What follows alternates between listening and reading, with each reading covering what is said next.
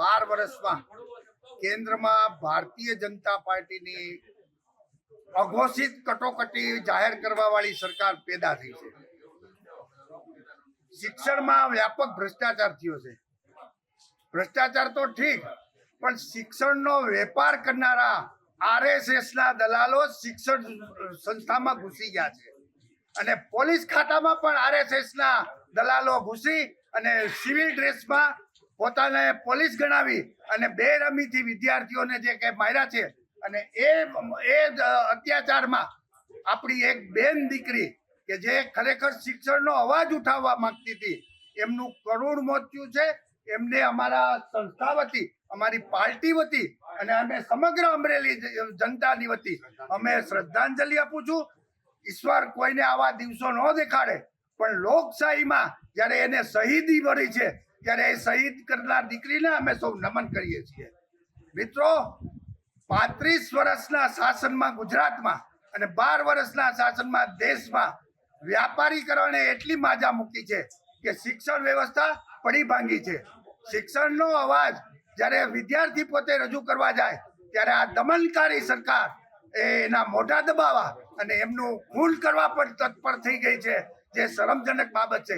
માનનીય રાષ્ટ્રપતિશ્રીને અમે આજે આ આવેદનપત્ર આપી વિનંતી કરીએ છીએ કે રાષ્ટ્રપતિશ્રી, જે સરકાર સત્તામાં છે એને જ્યારે સમગ્ર દેશમાં અમારી પાર્ટી સામે આંદોલન કરવું પડે, શા અમારો ગુનો, અમે શું કર્યું છે એવી 35 વર્ષમાં કે 12 વર્ષમાં કેન્દ્રમાં કે અમારી સામે એને આંદોલન કરવું પડે?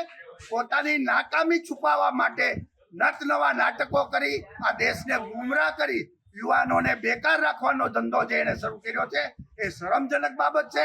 અમે એને સુરત વખોડી કાઢીએ છીએ અને આવનારા દિવસોમાં અમે વિદ્યાર્થી સાથે નહીં પણ સમગ્ર જનતા સાથે આંદોલન કરી આ દેશમાં લોકશાહીનું રાજ સ્થાપવા કટિબદ્ધ છીએ। જય હિન્દ, જય ભારત। જ્યારથી ભારત દેશની અંદર નરેન્દ્ર મોદીની સરકાર આવી છે ત્યારથી શિક્ષણ વ્યવસ્થા છે ખતમ કરી નાખી છે, વિદ્યાર્થીઓનું ભવિષ્ય ખતમ કરી નાખ્યું છે।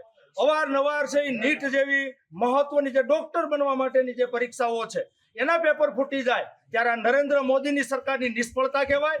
ત્યારે નરેન્દ્ર મોદીની સરકાર સામે, એના શિક્ષણ મંત્રી સામે જ્યારે દેશના યુવાનો જેનજી જ્યારે જંતર મંતર ખાતે જ્યારે આંદોલન કરતા હોય અને ત્યારે 25 દિવસનો સમય વીતી ગયો છતાં પણ આ અહંકારી અને ઘમંડી નરેન્દ્ર મોદીની સરકાર વિદ્યાર્થીઓ સાથે સંવાદ નથી કરતી, ત્યારે જે વિદ્યાર્થીઓ ઉપર જે જંતર મંતર ખાતે જે લાઠીચાર્જ થયો એના વિરોધમાં લોકસભાના વિરોધ પક્ષના નેતા, અમારા નેતા માનનીય રાહુલ ગાંધીજીએ જે ધરણા પ્રદર્શન કર્યું નરેન્દ્ર મોદીના આવાસના બહાર, તો એને ટીંગાટોળી કરીને લોકશાહીની અંદર વિરોધ પક્ષના નેતાને પણ ઢસડવામાં આવ્યા, વિદ્યાર્થીઓને બેફામ મારવામાં આવ્યા, પોલીસની જગ્યાએ આરએસએસના ગુંડા ઉતારવામાં આવ્યા। તો એની વિરુદ્ધમાં રાહુલ ગાંધીના સમર્થનમાં, વિદ્યાર્થીઓના સમર્થનમાં આજે સમગ્ર અમરેલી જિલ્લા કોંગ્રેસ સમિતિ અને અમરેલી જિલ્લા કોંગ્રેસ સમિતિના આગેવાનો અમરેલી જિલ્લા કલેક્ટર કચેરી ખાતે આવેદન આપવા આવ્યા છીએ અને અમારે જિલ્લા કલેક્ટર થ્રુ રાષ્ટ્રપતિ મહામહિમ છે એમને આવેદન મોકલ્યું છે અને અમારી માગણી છે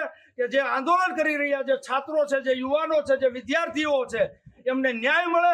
શિક્ષણ મંત્રી ધર્મેન્દ્ર પ્રધાન છે એમનું રાજીનામું લેવામાં આવે અને જે પોલીસ દ્વારા જે વિદ્યાર્થીઓ પર જે અત્યાચાર થયો છે, જે દમન થયો છે, જે બીજેપી અને આરએસએસના ગુંડા જે પોલીસના રૂપમાં સાદા ડ્રેસમાં જે આવ્યા છે એની ઉપર કડકમાં કડક કાર્યવાહી કરવામાં આવે એવી અમારી લાગણી અને માગણી સાથે અમરેલી જિલ્લા કલેક્ટર કચેરી ખાતે અમે આવેદન આપ્યું।